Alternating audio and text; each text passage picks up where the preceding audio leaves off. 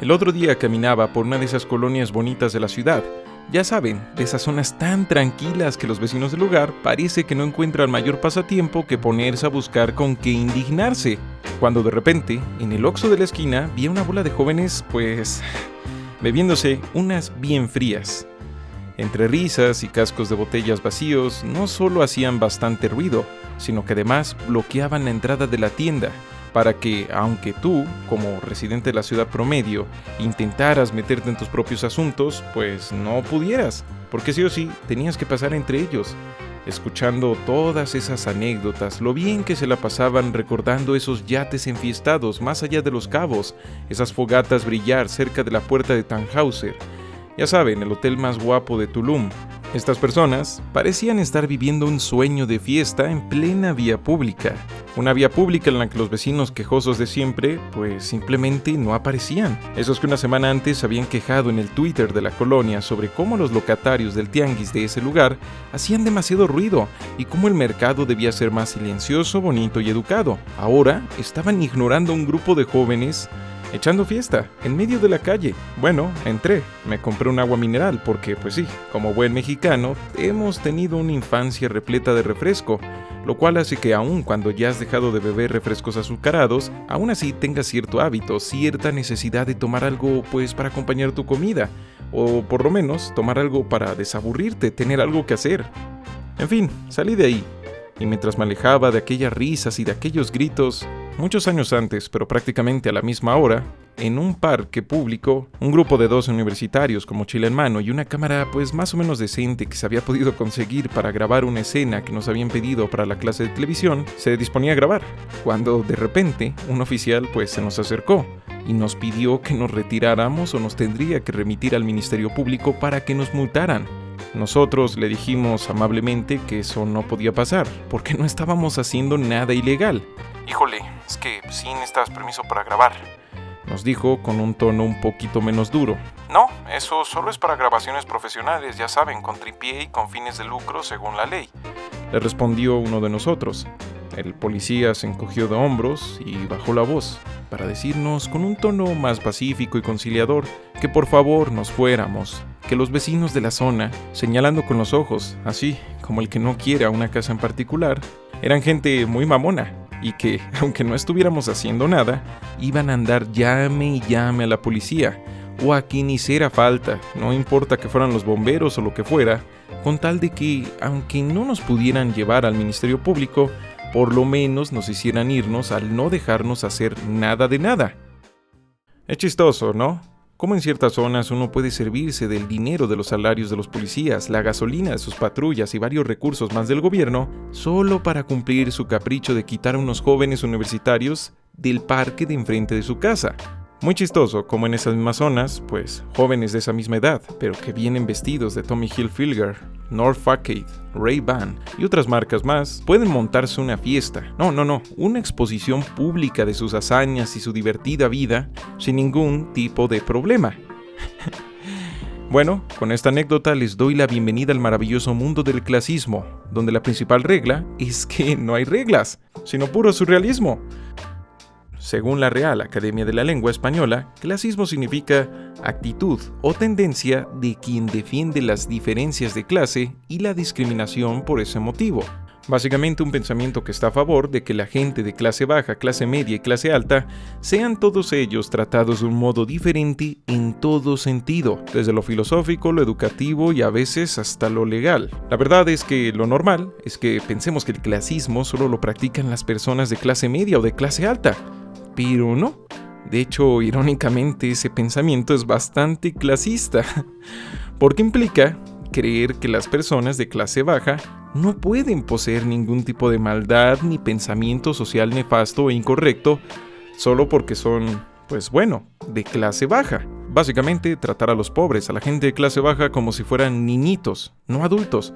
Gente que está más allá de la moral porque no saben lo que hacen. Pero no me malinterpreten, con esto no estoy tratando de decir que el clasismo de la gente de clase baja se trata de ver a los de media y alta con asco o algo por el estilo.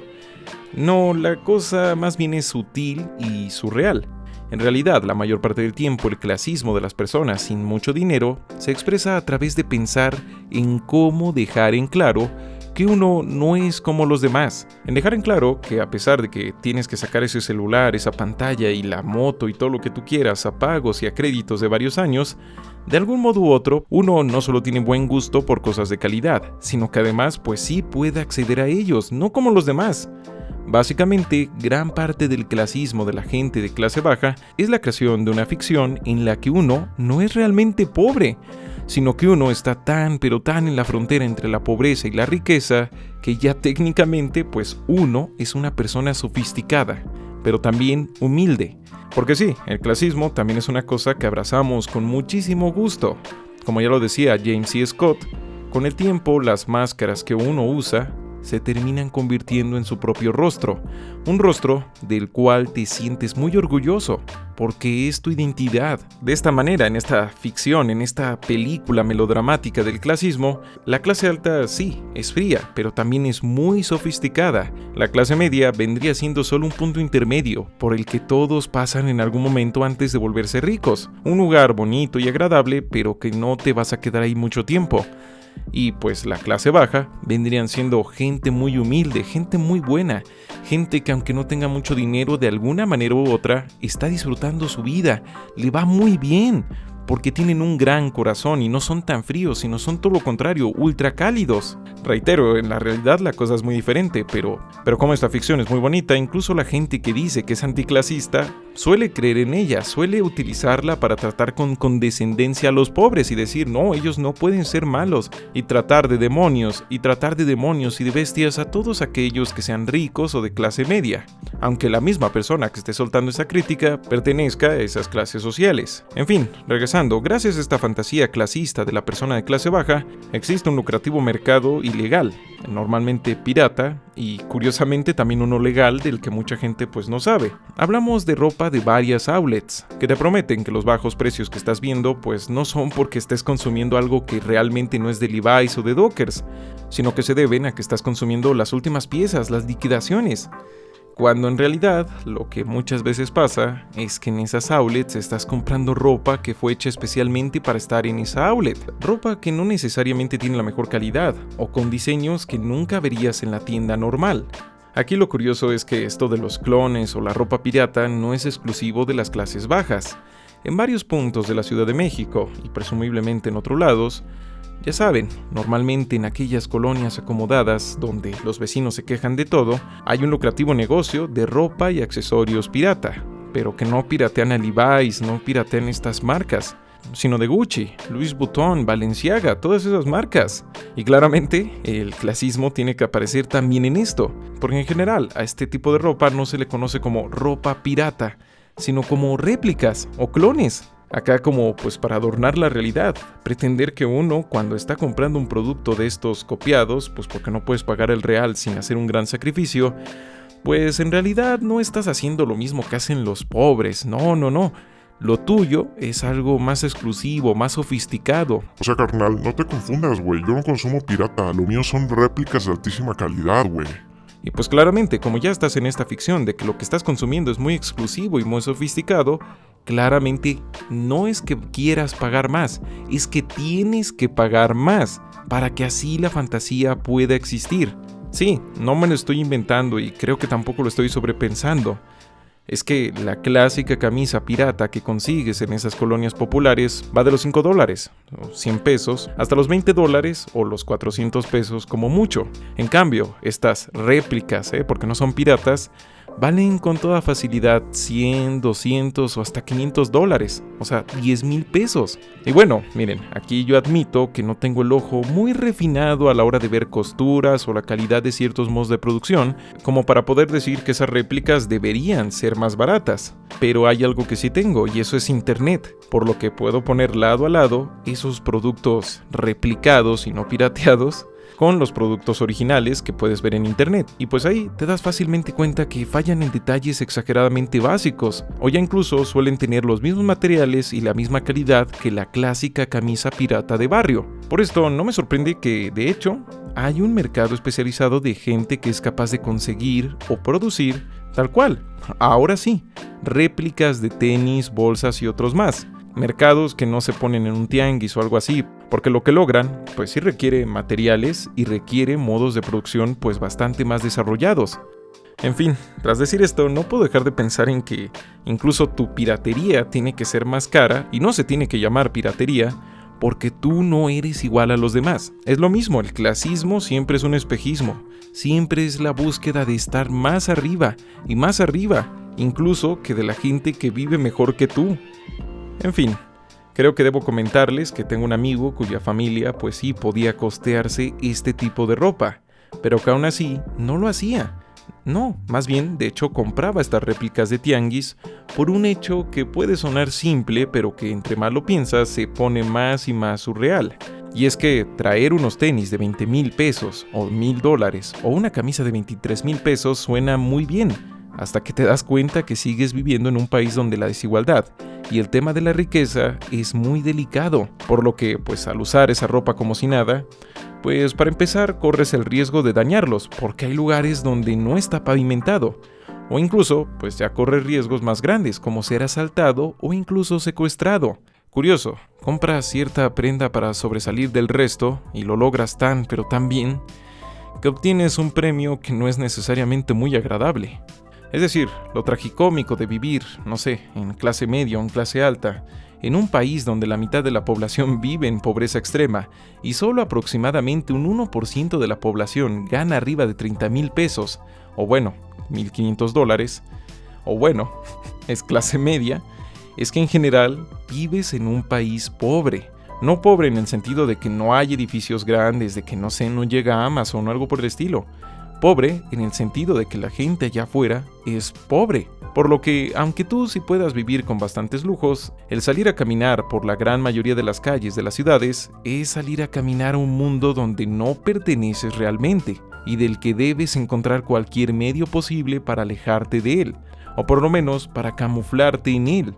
Simplemente porque es otra realidad. Y esta separación de la realidad la vemos incluso en las redes sociales. Las personas de ciertos estatus muy acomodados no suelen preferir el uso de Facebook, a lo mucho pues Instagram. En general prefieren Twitter. Y bueno, ahí en Twitter sueles leer a personas que son parte de este 1% que hablan sobre cómo el usar el metro, los camiones y otras cosas de transporte público más es pues una de dos. O es una especie de humillación que sufren cuando sus padres les han castigado dejándolos sin tarjetas, o por el otro lado, son una especie de rito de madurez, un rito de crecimiento, algo como viajar a una gran montaña, para que el crudo reto de escalarla les permita regresar con más sabiduría, con una nueva forma de ver el mundo. Sí, lo sé, suena como una completa estupidez, pero es real, y por tanto, siendo una realidad del clasismo, oculta algo surreal, ya que justamente, pues como muchos sabrán, viajar a Europa no es precisamente muy barato. Bueno, cuando estas personas viajan a Europa, encuentran que lo común en esos lugares es caminar y o utilizar el transporte público, porque son medios rápidos, efectivos y te llevan a casi cualquier lado. Luego, cuando regresan a México o a otros países de América Latina, no solo regresan como si hubieran realizado una peregrinación a Tierra Santa, una que les ha mostrado un mundo mejor y un modo mejor de vivir que en ocasiones, pues se convierte tal cual en una prédica. No paran de hablar y hablar sobre cómo cuando viajaron conocieron eso y ahora son mejores que tú, sino que además llegan convencidos de que lo mejor es que todos tengan su auto propio y se construyan más y más puentes y distribuidores viales pues para que el lugar se vuelva de primer mundo, mientras que el transporte público debería quedar relegado a ser una especie de caridad social y al mismo tiempo un castigo para los pobres, un lugar en donde encierras, condenas y ayudas a todas esas personas que pues son tan mediocres que no pueden volverse de clase media o de clase alta. Sí, una completa locura entre más lo piensas y que viene a lo mismo una y otra vez. El clasismo normalmente es un intento de ponerte arriba de alguien más, ya sea a través de mostrar lo mejor que eres tú porque viajaste, porque tienes tal marca, porque te ves de cierto modo, o a través de hacer menos al otro, de decir que el otro no tiene buen gusto, que tiene todo pirata, que bla bla bla bla bla y etc. Aquí me gustaría hacer una intromisión para darles un dato. quizá un poquito salido del tema. Existe la paradoja de Bryce, que explica que entre más carreteras o vías añadimos a las calles, lejos de disminuir el tráfico, solo lo aumentamos. Porque sí, al principio, cuando las acaban de construir, se siente más ligero el tráfico, pero tan pronto llega al mediano y el largo plazo, ¡pum!, otra vez se siente pesadísimo, incluso más. Esto suena justamente como lo que es, como una paradoja, pero es real y funciona. Por una lógica que en un resumen muy simplista vendría siendo, si el sistema está construido para que viaje solo y siempre a través de las vías supuestamente más rápidas, estas terminarán atascándose de personas que como tú, lo único que quieren es llegar por su cuenta y del modo más rápido. Sin embargo, si das otras opciones como calles donde solo se pueda caminar o transporte público, evitas que mucha gente tome las vías rápidas para tomar un viaje corto y en cambio lo rediriges por otros medios y por otros modos. Es decir, si una persona solo puede llegar caminando a un lugar porque esa calle se volvió peatonal, va a caminar. Y tal vez con eso, pues incluso tarde menos tiempo en llegar, porque no va a tener que estar buscando un estacionamiento, y porque claramente al caminar pues no hay atascos. En fin, esto que les acabo de contar no es un descubrimiento así súper oculto, una teoría, no sé, extraña. Es algo que saben muy bien los planeadores de urbanismo. Es algo por lo que en Europa se ha hecho mucho hincapié en desarrollar el transporte público. Irónicamente, en gran parte de América Latina se sueña con ciudades repletas de autos, lugares donde, como ya dije, el transporte público es un castigo y una guardería para los pobres tontos que no lograron ser de clase media. Y la razón de todo eso, pues no es porque nos vaya a ayudar o vaya a ser mejor. La razón de todo eso es porque es un sueño aspiracional. Porque México, así como la mayor parte de su población, es un país aspiracional. Es un país que sufre de una especie de clasismo internacional. México es pobre al lado de Estados Unidos. Estados Unidos, pues entonces termina siendo el país al que nos queremos parecer. Y justamente, ¿qué es lo que tiene Estados Unidos? Estados Unidos es ese país donde la cultura nos dice que el automóvil es la gran demostración de que uno es independiente. Porque para el modo en el que está construido ese país, es casi la única forma de poder moverte. Y así, por lo menos México queda atrapado en un círculo vicioso, un jugoso negocio en el que se venden muchos autos, lo cual genera que el aire de la ciudad alcance niveles de contaminación muy elevados, algo por lo que han hecho leyes en la que todos los autos viejos, los cuales terminan contaminando más, ya no tienen el permiso de circular diario. Por lo cual, si la gente quiere poder manejar, tiene que comprar todavía más autos. Lo cual técnicamente vuelve a toda esta cultura del auto no en un modo de libertad, sino en un modo de castigar a las personas que no tengan dinero para comprar autos nuevos cada 2 o 3 años. Y esto tiene un lado todavía más surreal, y es que cuando diseñas estas ciudades para el auto, ya no necesitas poner bardas, ya no necesitas poner controles fronterizos para que las clases medias y altas puedan mantener fuera de sus barrios residenciales a las clases inferiores. Solo basta con que esos lugares pues no tengan transporte público y listo. Has creado una barrera de cientos de kilómetros alrededor de calles, parques y tantas otras cosas más de la que nadie se va a quejar porque es una barrera invisible. Nadie va a decir, oye, ¿por qué ese parque tan bonito, tan precioso, donde se gastó más dinero que en cualquier otro parque, yo no puedo acceder a él a pesar de que en parte se paga con mis impuestos, a pesar de que, pues sí, es un parque público? Bueno, pues porque no tienes carro. Es que hay que decirlo, esto es uno de los puntos más interesantes y pesados del tema del clasismo. Y es que el clasismo no es solo lo que tú o yo podamos pensar y creer. Es algo que se materializa, o sea, es piedra, roca, una estructura completa de nuestras ciudades, de nuestro mundo, de nuestro lenguaje. Es algo parecido a un filtro que nos implantan quirúrgicamente en nuestros ojos cuando nacemos. Hay personas de clase media y de clase alta que viven en una realidad tan distante que incluso cuando tratan de tener empatía por la gente menos afortunada, terminan pues haciendo cosas que se sienten y se ven muy mal. Como por ejemplo, en una escuela de paga de acá de México, conocida como el TEC de Monterrey, ocurría que tuvieron un taller o un evento donde los estudiantes construyeron casas con cartón, ¿no? Así entre risas, entre diversiones y todo eso. Y la idea era que iban a vivir, entre comillas, un rato en esas cajas de cartón. para que así pudieran entender cómo viven las personas en situación de calle y eso ayudará de alguna manera u otra al país. O como ya lo decía hace rato, personas que se identifican como anticlasistas, pero que ven al pobre y dicen: mira, el pobre es muy bueno, déjame sacar una foto con él, es que él es más auténtico, él sí es verdaderamente mexicano, él es de barrio, él tiene humildad, Tonterías nada más. O incluso, pues, el pobre que dice que todos los ricos o toda la gente de clase media, pues son malos, son gente nefasta que seguramente no puede tener ningún tipo de honestidad.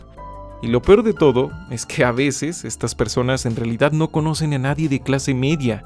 Simplemente pues viven en una pobreza tan grande, en barrios pobres, en los que claramente no hay gente de clase media, que pues cuando ves, que por puro contraste, cuando ves a alguien que tiene una pantalla de plasma muy grande, a pesar de que no pueda pagar una educación privada, no tenga seguro médico, no tenga auto y muchas cosas más, para ti esa persona ya es de clase media.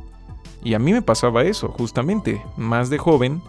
Todos mis amigos, aquellos que tenían 2 papás, a los que podían tener un carro, los que podían tener una tele pues grande, para mí eran gente rica.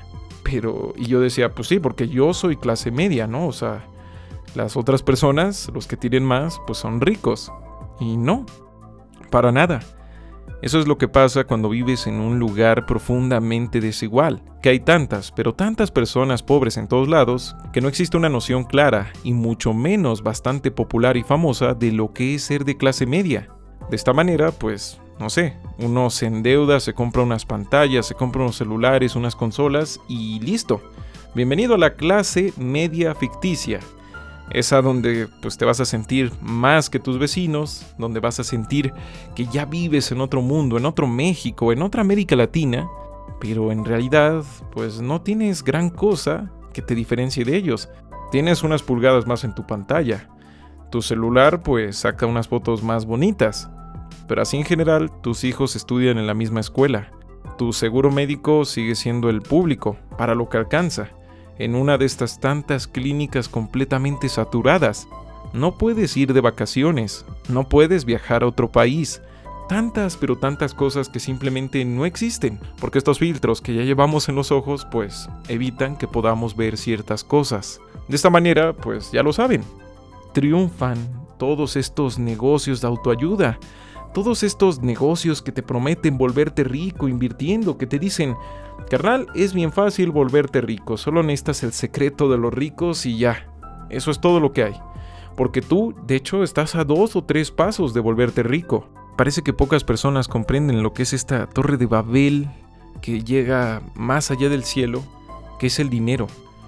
Tú puedes ganar 100,000 pesos, una cifra ridícula para la gran mayoría de todos los mexicanos. Los puedes estar ganando mes con mes, así, toda tu vida, y no te acercarías en lo más mínimo a las personas más ricas del país.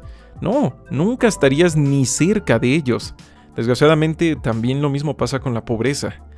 De niño, pues sí, ya descubrí que éramos pobres, que no éramos de clase media, porque pues, me di cuenta que no tenía ni ropa y mis demás compañeritos sí. Pero luego viajé al campo y conocí a mis familiares de allá. Estuve en pueblos donde no había un solo tabique, no había ningún lugar pavimentado. Los niños pequeños pues andaban a veces sin ropa. No porque pues quisieran estar frescos, sino porque no había dinero para ropa. Las casas podían carecer de techo o de paredes. Varias paredes se construían con cartones, clavos y corcholatas. Los techos podían ser de plástico y madera. Cualquier cosa como agua limpia, energía eléctrica, alumbrado, todo eso no existía.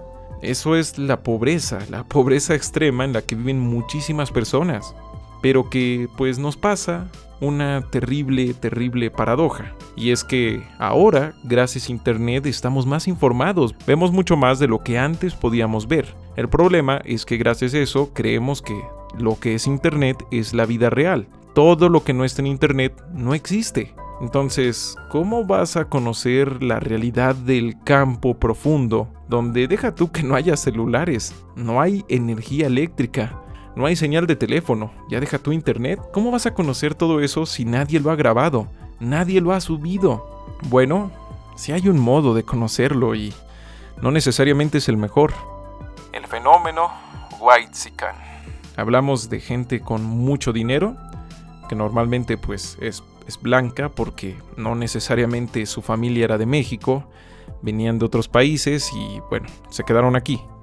Gente con tantísimo dinero que pues ya no genera ningún tipo de distinción, ningún tipo de prestigio o de forma de resaltar sobre los demás. Si se van a Europa, si se van a las playas, no, eso es normal. Entonces, ¿cómo puedes generar distinción? Ve a lugares donde lo estén pasando mal. Ve a África. Dales, no sé, una bolsita de arroz a las personas de allá. Sácate la foto. Y como obviamente es un viaje, sácate una foto. Ve a Oaxaca, ve a Chiapas, ve a los lugares más pobres y sácate una foto. Diviértete, siéntelo. Sé parte de eso. Al final de cuentas, hacer turismo para alguien que tiene el mundo en la palma de su mano, pues es solo una forma más de consumo. Ya lo decía Guy Debord. Las personas, el lenguaje y la cultura de un lugar elevado a un simple objeto de consumo más. Ojo, que con esto no estoy diciendo que cualquiera que viaje haga esto. No, porque la gran mayoría de nosotros no tenemos el mundo en nuestras manos. Si queremos ir a Oaxaca, Chiapas o a Guerrero, no podemos llevarnos un equipo grandote de gente que nos ponga un hotel, que nos ponga una carpa, que nos ponga lugares donde tengamos todas las amenidades posibles. Lo más seguro es que tengamos que quedarnos en las mismas cabañas donde se queda la gente que vive ahí. Entonces, por eso mismo, los turistas más casuales o los turistas normales no pueden ni intentan acceder a ese tipo de experiencias porque saben que la cosa no va a ir clara. Tienen experiencia de que si tú vas a otro lugar hay otra cultura, hay otro mundo y nadie está a tus pies. Bueno, con el dinero, técnicamente sí puedes poner bastante a tus pies casi todo lo que tú quieras.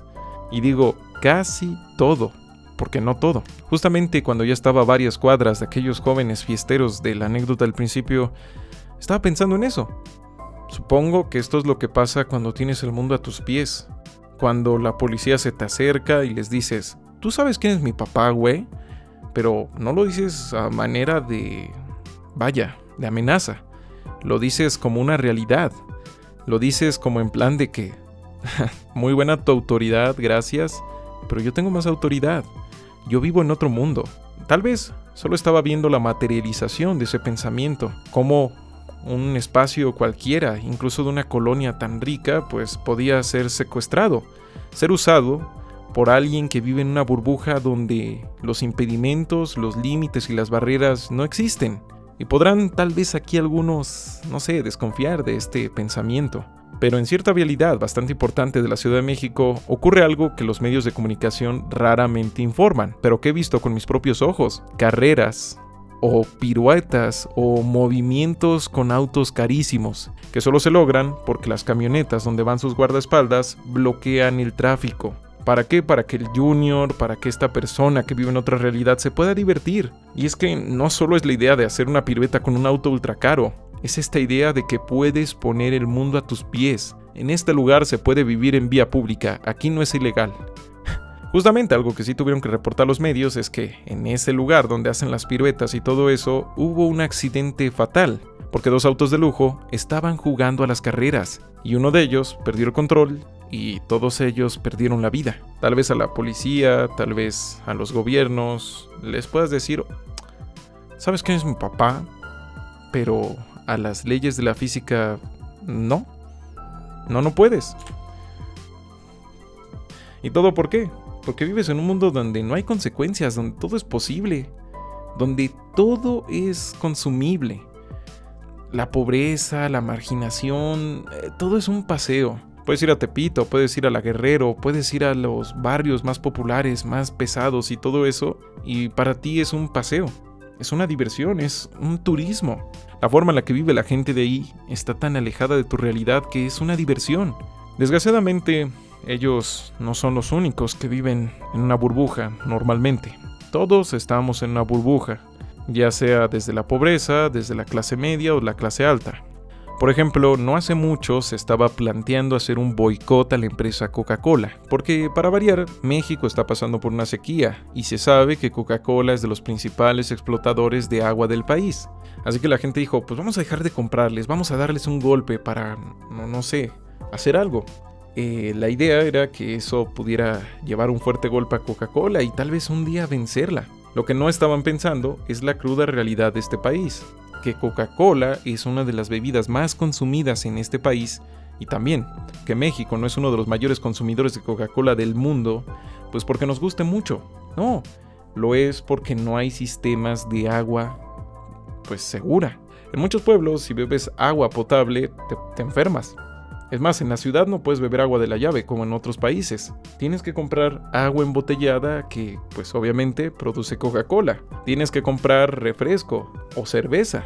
No hay de otra, porque no hay agua accesible para todos. Entonces, con toda esta idea de, sí, vamos a hacerle un boicot a Coca-Cola, la intención era muy buena.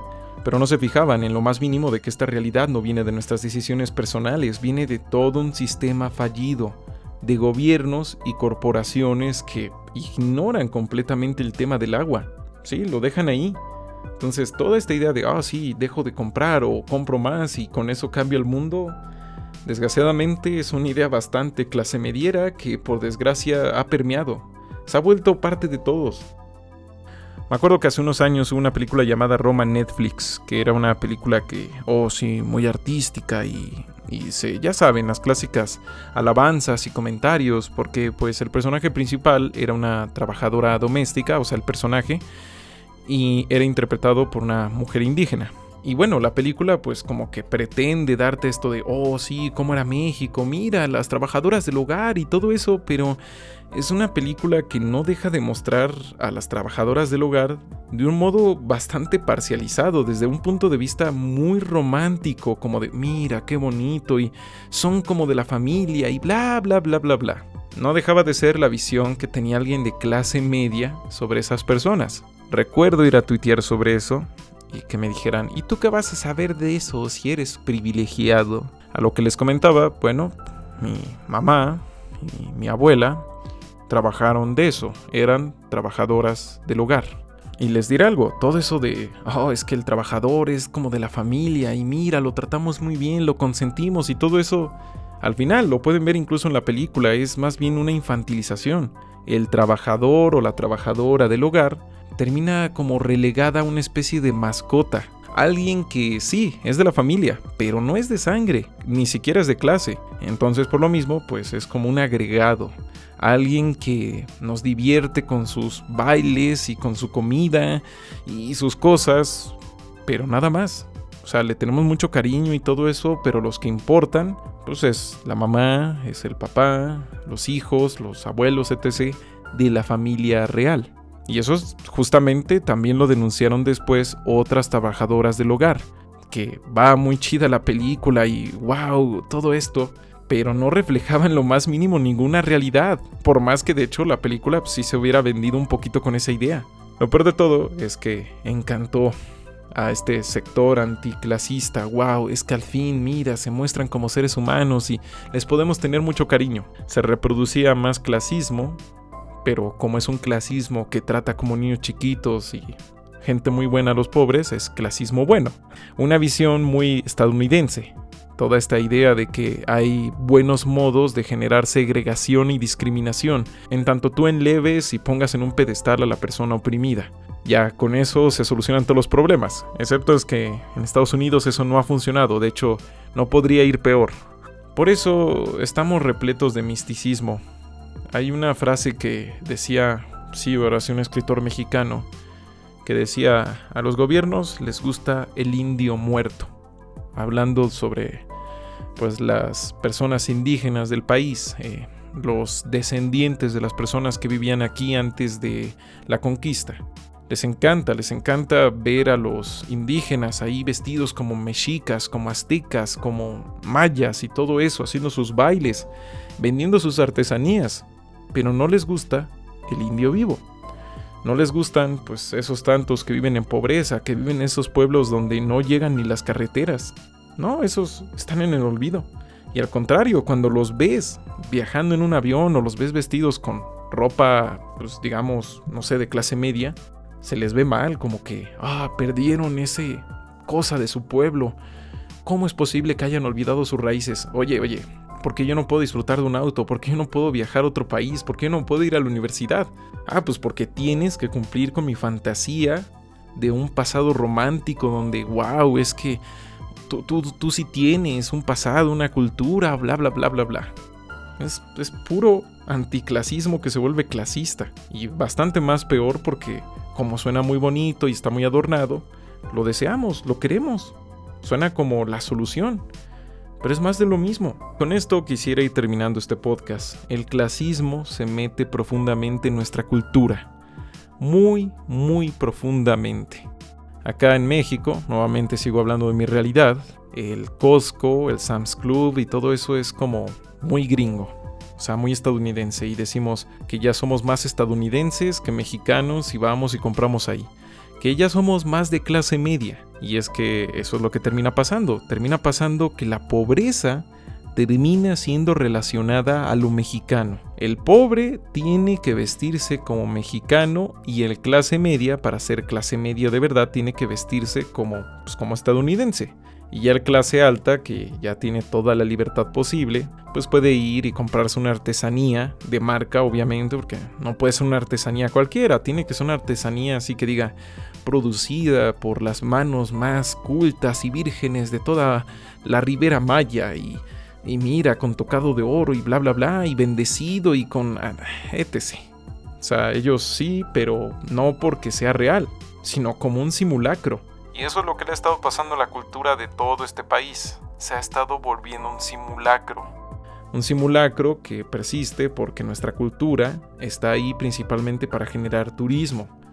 El Día de los Muertos no era celebrado en todo el país, de hecho no se celebra de ninguna manera como se celebraba antes de la conquista. Muchos elementos, muchas cosas, incluso en este momento, desfiles se celebran y se realizan pues porque está más chido para el turismo. Justamente el tradicional desfile del Día de Muertos en la Ciudad de México se empezó a hacer porque aparecía un desfile del Día de Muertos en una película de James Bond, y ahora pues ya se hace y se va a seguir haciendo. Este aspiracionismo, esta idea de acercarse siempre al que está arriba, nos hace, al menos a nosotros, a los mexicanos, siempre intentar ser estadounidenses. ¿Y cuál es la cultura estadounidense? El consumo, las tiendas. Mira Costco, mira Sam's, mira Sears, mira Starbucks, mira esto y lo otro. ¡Wow! Mira, yo soy una persona de gran gusto porque compro en esos lugares. Mientras, pues, lo mexicano queda relegado a algo exótico. ¡Wow! Frida Kahlo. ¡Wow! Estos colorcitos tan vibrantes y todo eso. Se convierte en una celebración de su propia muerte. La cultura ya no se tiene que practicar, la cultura se tiene que ver y consumir, nada más. Se vuelve un espectáculo que ves de lejos y te compras tu souvenir y todo eso y dices, pues muy chido, muy bonito. Luego venimos el próximo año y lo volvemos a ver otra vez así, esta misma experiencia una y otra vez. Y los pueblos donde todavía ocurre, donde todavía existe, tienen dos destinos. Uno, se mueren porque los jóvenes de esos lugares emigran a Estados Unidos o a la ciudad pues para tener oportunidades económicas. O por el contrario, pues son descubiertos, se vuelven un nuevo pueblo mágico. Y ahora los adultos mayores pues van a atender tiendas y restaurantes donde lo que era su cultura pues se va a mostrar un aparador. No se va a reproducir porque no puedes reproducir algo que la verdad solo te interesa para adornar tus estantes. Se puede reproducir el estilo, no la sustancia. En fin, el clasismo es un agujero sin fin. Tal vez en otra ocasión hablemos nuevamente de este tema. Ustedes lo dirán, depende de cómo le vaya este podcast y el apoyo y bla bla bla. Mientras tanto, lo que sí les puedo decir es que todo este tema del clasismo no se detiene porque tú digas, yo no creo en eso. O porque tú digas, yo personalmente no. El clasismo, ya nacimos con él. Porque estamos en un sistema clasista. No puedes dejar de respirar oxígeno, así como no puedes dejar de moverte en una realidad profundamente dividida por clases sociales. Es que estas diferencias han estado entre nosotros durante tanto tiempo que se han vuelto en leyes, que se han vuelto incluso en diferencias biológicas. Una cosa que hay que decir es que la desnutrición infantil genera que el cerebro no se desarrolle bien. Entonces, muchas personas, solo por haber nacido en la pobreza, nunca van a alcanzar todo el potencial que tendrían. ¿Por qué? Pues porque no estaban nutridos, estaban desnutridos. No se trata de aspirar a que todos seamos pobres, no se trata de decir, oh, yo odio a los ricos y a los clase media porque bla bla, no. Mucha gente desgraciadamente cae en ello. Pero no, yo creo que más bien, ojalá que todos pudiéramos tener pues una vida donde pudiéramos estar bien nutridos, donde tuviéramos oportunidades laborales, de estudio, pudiéramos conocer el mundo, o por lo menos conocer nuestro propio país bien. Pero eso es una fantasía que nace incluso de mi propia visión clasista del mundo, donde el imperativo pues es eso, una clase media que incluso la gente de la clase media no vive, porque la clase media de hoy en día, como podrán ver en cualquier periódico, en cualquier información y estadística, se está deshaciendo. Así es, cada vez es más fácil caer a la pobreza siendo clase media y cada vez más difícil volverse rico. La clase media está desapareciendo. Los economistas saben que esto nos va a dar dolores de cabeza supremos en unos años, pero te reitero, esto no cambia solo porque tú digas, wow, ya no quiero que esto sea así, o yo no creo en las clases. Esto requiere que todos, o la gran mayoría, generemos esta comprensión sobre la realidad. En fin, para terminar este podcast, creo que la anécdota con la que empecé este podcast es algo profética. Bueno, no es profética, solo refleja la realidad.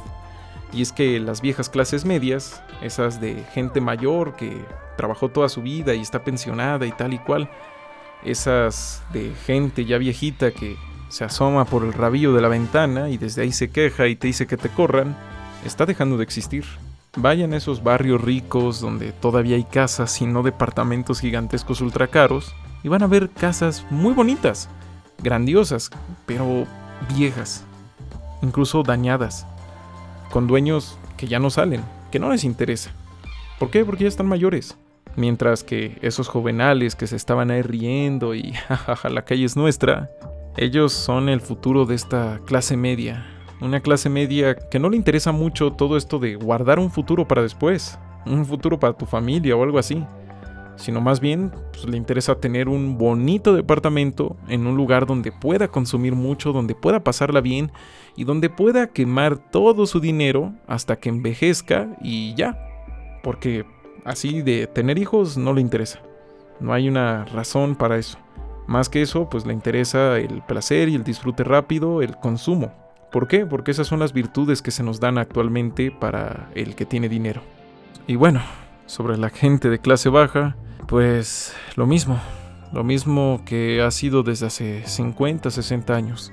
Seguir soñando en que tal vez tus hijos vivirán mejor que tú. Eso es todo. Bueno, si has escuchado este podcast, probablemente lo escuchaste en YouTube. Si ha sido así, te lo agradezco un montón. Tarde o temprano lo terminaré subiendo a Spotify o a iVoox. Ahí me tardo meses en subirlo porque pues gracias a YouTube puedo tener este terrible hábito de consumir comida 2 veces o 3 veces al día. Sí, lo sé, terrible. En nuestro clasismo clásico de todos los días, pues qué mal, ¿cómo te atreves a cobrar por tu trabajo si yo lo quiero consumir gratis? Bueno, chistosamente yo a ustedes no les cobro, nada más tienen que escuchar una publicidad y eso es todo. En todo caso, sin importar dónde lo hayan escuchado, gracias por haber escuchado este podcast. Para mí es un honor, a mí me hace muy feliz poder hacer este tipo de cosas. Gracias.